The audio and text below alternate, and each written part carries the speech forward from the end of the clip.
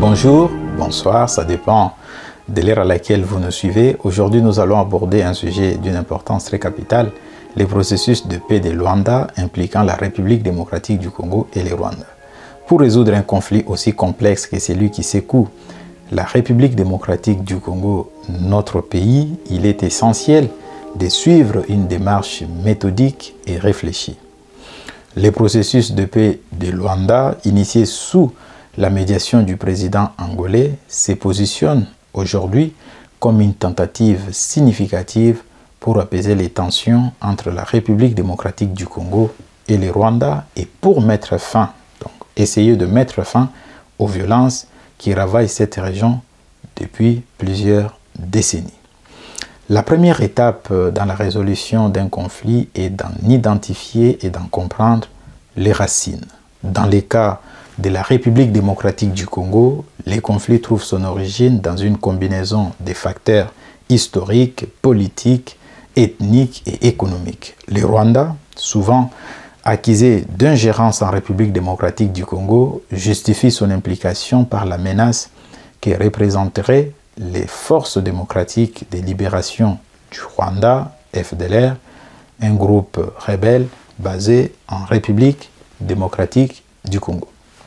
Toutefois, pour la République démocratique du Congo, l'implication rwandaise dépasse largement cette justification, notamment avec le soutien avéré de Kigali au groupe armé M23 qui continue de s'aimer la terreur dans l'est du pays. Une fois les causes identifiées, il est préférable d'écouter attentivement la partie adverse. Dans ces contextes, la République démocratique du Congo doit prêter une oreille attentive aux revendications du Rwanda. Kigali évoque régulièrement les FDLR comme une menace à sa sécurité nationale, bien que selon certains analystes de la région des Grands Lacs africains, cette menace semble largement exagérée, voire inexistante dans les faits actuels. Cela dit, pour avancer dans les processus de paix, il est nécessaire de comprendre ce que le Rwanda a à dire, même si ces arguments doivent être examinés avec un œil critique. La troisième étape consiste à exprimer clairement la position de la République démocratique du Congo. Il s'agit d'expliquer nos préoccupations et nos attentes de manière transparente tout en restant ouvert au dialogue. Pour la République démocratique du Congo, les priorités incluent les retraits des troupes rwandaises de son territoire et l'arrêt du soutien au M23, un soutien largement dénoncé et documenté par des organismes internationaux et des puissances étrangères. Cette communication doit être claire et basée sur des faits vérifiables pour, normalement, éviter toute confusion et malentendu lors des négociations.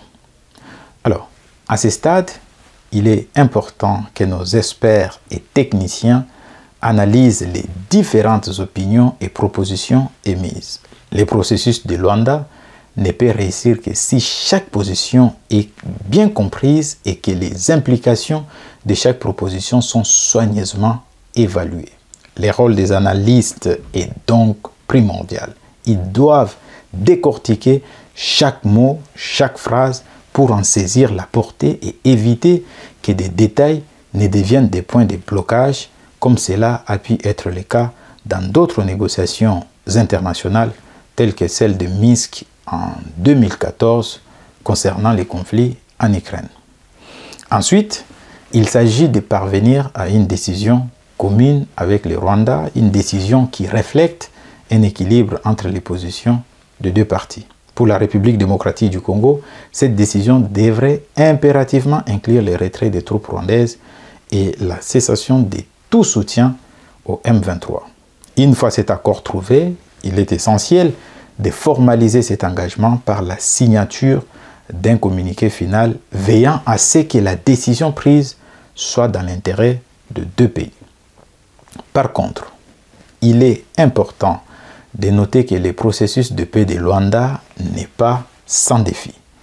Le manque de confiance entre les partis, alimenté par des décennies de violence et de suspicion, constitue un obstacle majeur. la question des FDLR, souvent brandie par Kigali comme une menace persistante, reste un point de discorde majeur.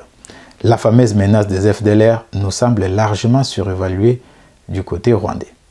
Un autre point essentiel, c'est la composition et la compétence des négociateurs congolais.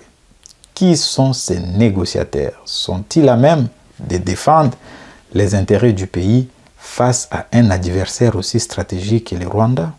Ça, c'est la question fondamentale que tout Congolais devrait se poser. Nos négociateurs devraient tirer des enseignements des erreurs commises par leurs prédécesseurs qui ont accepté des compromis inacceptables sous le prétexte de garantir une paix temporaire sans penser à sa durabilité. Ces concessions ont permis la réémergence des forces rwandaises sous différentes formes, que ce soit sous le RCD, CNDP ou plus récemment les M23. Il est fort probable que demain, une autre faction, peut-être sous le nom de M24, prenne les relais.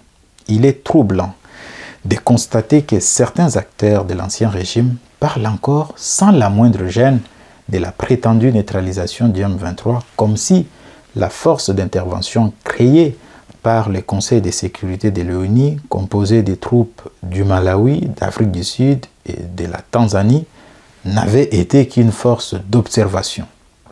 Neutraliser un groupe rebelle soutenu par des armées étrangères implique nécessairement de s'attaquer à ses bases arrières.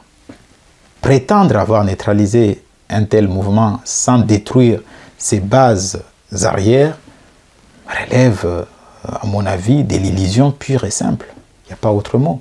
Je plaide depuis longtemps, pour des frappes ciblées contre les infrastructures militaires rwandaises et ougandaises qui soutiennent ces groupes rebelles.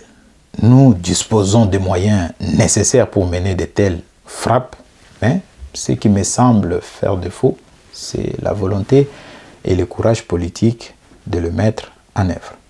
Il est également important de rappeler qu'une diplomatie efficace doit être soutenue par une force militaire crédible. Une négociation sans une armée capable de défendre les intérêts du pays en cas d'échec des pourparlers est une démarche fragile. Le renforcement de la capacité militaire de la République démocratique du Congo est donc indispensable en parallèle du dialogue avec les Rwandais. Cela ne signifie pas une escalade militaire, mais plutôt une démonstration de force qui pourrait renforcer la position de la République démocratique du Congo lors des négociations. Dans ces contextes, la jeunesse congolaise, aujourd'hui décomplexée et déterminée, doit jouer un rôle central. Cette nouvelle génération, armée des compétences et du courage, est prête à relever les défis posés par ces conflits. Il est temps de miser sur cette jeunesse dynamique pour défendre les intérêts de la nation et affronter les défis régionaux avec une vision renouvelée, avec un esprit combatif. Des initiatives comme celle prise par le ministre de la Justice montrent que cette vitalité et cette détermination peuvent porter leurs fruits même face à des défis aussi colossaux comme les nôtres aujourd'hui. Pour finir, le processus de paix de Luanda représente une opportunité unique pour mettre fin aux souffrances des populations de l'Est de la République démocratique du Congo. Mais pour que cette opportunité soit saisie, il est impératif que les dirigeants congolais fassent preuve de courage et de détermination. Si certains responsables politiques de notre pays ont des intérêts ailleurs qui les empêchent de défendre pleinement les intérêts de la République démocratique du Congo, alors ils devraient céder la place à ceux qui sont prêts à payer le prix pour relever ces défis. La République démocratique du Congo mérite des dirigeants qui n'ont rien à perdre en Occident, des dirigeants prêts à prendre des décisions audacieuses pour protéger le pays et assurer un avenir de paix à ses citoyens. En défendant avec fermeté les intérêts de notre pays, cette génération de jeunes leaders peut infliger une défaite historique à toute menace, qu'elle vienne de l'intérieur ou de l'extérieur. Ensemble, nous pouvions faire respecter notre pays. Nous pouvions en plus œuvrer pour une paix durable, fondée sur la justice, la vérité et le respect des droits de tous. Merci de votre attention et à très bientôt pour de nouvelles analyses. C'était Platini Chimpumpu sur Maendeleo Talk TV.